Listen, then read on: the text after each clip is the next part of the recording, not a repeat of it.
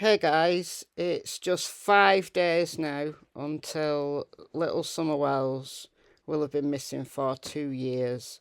And this has been posted today in the Johnson City Press, and I think Times News has got it as well. So, Don Wells and TBI talk about Summer Wells ahead of the 2nd anniversary of her disappearance. As the 2-year anniversary of the disappearance of 5-year-old Summer Wells approaches, her family and law enforcement continue to think about her. Summer, who would now be 7, disappeared from her home in the Beech Creek area on June 15, 2021. Search crews hunted in the woods near her home for almost 2 weeks, but never found Summer. The case has grabbed national attention, with her parents Don and Candice even appearing on the Dr. Phil show. As the anniversary of her disappearance grows, the Tennessee Bureau of Investigation and Summer Wells' father speak out about the case. Well, Don Wells can't stop speaking out. Actually, he's gone really quiet, hasn't he? That little video, that few seconds that Candice posted on her channel of him going into a walk-in centre. The debate is he walking in to get his back sorted, or is he walking into a detox? You decide. Okay, TBI. They've said not very much in a statement. TBI agents continue to work alongside the Hawkins County Sheriff's Office and the FBI in investigating the circumstances leading to the disappearance of Summer Wells. And that's what Leslie Earhart said.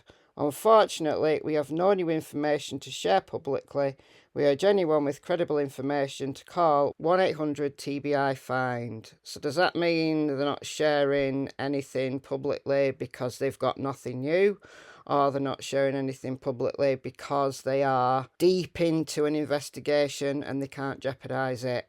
Again, you decide. We don't know. Now, Don Wells has got a lot more to say. And he said something new. Again, Don has put something new into the mix. Summer's father, said, "First, I was in shock because that's my little girl and we were really close. I felt like my heart dropped all the way to my stomach. It was feeling you get in your gut, and I knew, and I drove up to where our house is, that she was gone." Wells said that he and Summer were very close. "Me and her were way closer than her and Candice," Wells said. "She was all about me. If I was around, she was hanging around with me." Don said Candice is broken-hearted over everything that has happened. It just ripped her heart out because she loves our little girl. Don said he has no absolute doubt. That's bad grammar, isn't it? Don said he had no absolute doubt. It should be absolutely no doubt, shouldn't it? Anyway, that Summer was taken. "I just know for a fact that someone took her," Wells said. "She would always be around the house by her swing or by the vehicles, but she wouldn't go further than that. So I knew without a doubt in my mind that somebody took her. If nobody took her, then she would be home." Wells said during the search, a dog tracked Summer's scent to the road. "There hasn't been any new developments. All we know is that one of the police dogs followed her scent for the road, and that's absolutely all we have. I mean, there's been no evidence of the so-called red truck. Also, whoever took her didn't have a cell phone with them. It did not ping. We know that because they've checked for cell phones in the area."